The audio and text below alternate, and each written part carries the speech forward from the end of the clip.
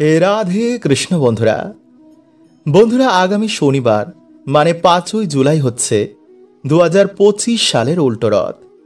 তাই এই দিনে ভুলেও কিন্তু বন্ধুরা আমাদের এই খাবার খেতে নেই এবং এই কার্যগুলোও কিন্তু এই দিনে আমাদের করতে নেই। এতে বন্ধুরা আমাদের সংসারে সৌভাগ্য নাশ হয়, সারা বছর আমাদের বিভিন্ন সমস্যা এবং দুর্ভাগ্যে ভুগতে হয়। তাই জগন্নাথ প্রভুর কৃপা প্রাপ্ত করার জন্য, জীবনে সুখ শান্তি বৃদ্ধির জন্য এই দিনে কিন্তু বন্ধুরা আপনারা এই নিয়মগুলো অবশ্যই মেনে চলবেন। তাই আজকের এই ভিডিওতে বন্ধুরা আপনাদের জানাবো যে এই দিনে কোন সবজি এবং কোন খাবার আমাদের ভুলেও খেতে নেই এবং কোন কার্য আপনারা এই দিনে ভুলেও করবেন না এবং এই দিনে কোন খাবারটি আমাদের সবাইকেই খেতে হয়। তো নমস্কার বন্ধুরা, আমি রাজু আর আমাদের ভক্তের বন্ধু ইউটিউব চ্যানেলে আপনাদের স্বাগত। তার আগে বন্ধুরা আপনারা ভিডিওটি একটি লাইক করে কমেন্টে আপনারা বলুন জয় জগন্নাথ। নাম্বার 1, বন্ধুরা যাই হয়ে যাক এই দিনে কিন্তু আপনারা ভুল করেও জঙ্গল বা গাছপালা কাটবেন না।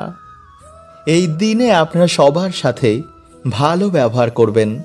সকাল সকাল ঘুম থেকে উঠে স্নান করে প্রভু জগন্নাথ দেবকে স্মরণ করবেন।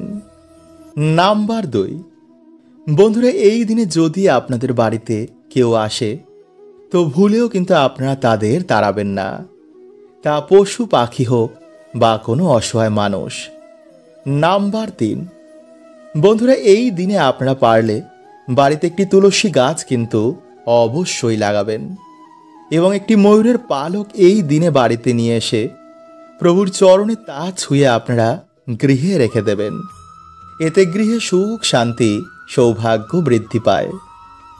নাম্বার 4, বন্ধুরা এই দিনে আপনারা সকালে ঘুম থেকে উঠে প্রভু জগন্নাথ দেবকে স্মরণ করে ওম কৃষ্ণায় বাসুদেবায় হরয়ে পরমাত্মনে প্রণত ক্লেশ নাশায় গোবিন্দায় নমো নমঃ এই মন্ত্রটি আপনারা স্মরণ করবেন। নাম্বার 5, বন্ধুরা এই দিনে অবশ্যই কিন্তু আপনারা একটি কাঁঠাল গৃহে এনে তা জগন্নাথ প্রভুকে অর্পণ করে তা সবাই মিলে আপনারা গ্রহণ করবেন। এছাড়া এই দিনে আপনারা সামান্য ভোগ বা পায়েস রান্না করে প্রভুকে অর্পণ করে তা গ্রহণ করতে পারেন। এতে সারা বছর আপনারা প্রভু জগন্নাথ দেবের কৃপায় সুস্থ নিরোগ এবং ভাগ্যশালী হবেন। নাম্বার 6, বন্ধুরা এই দিনে কিন্তু আপনারা ভুল করেও উচ্ছে করলা নিম পাতা মানে তেতো জাতীয় খাবার, এছাড়া কলমি শাক বা কোনো আমিষ খাবার যেমন পেঁয়াজ রসুন মাছ মাংস ডিম এগুলো খাবেন না এবং নেশা ভানও কিন্তু আপনারা এই দিনে করবেন না। এতে সারা বছর আপনাদের ওপর প্রভু জগন্নাথ দেবের কৃপা বিরাজ করবে।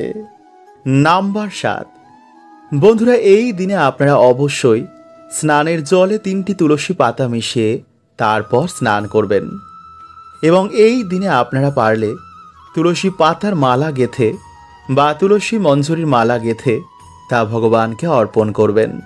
দেখবেন যে ভগবানের কৃপায় আপনাদের সকল মনোবাসনা পূর্ণ হয়েছে।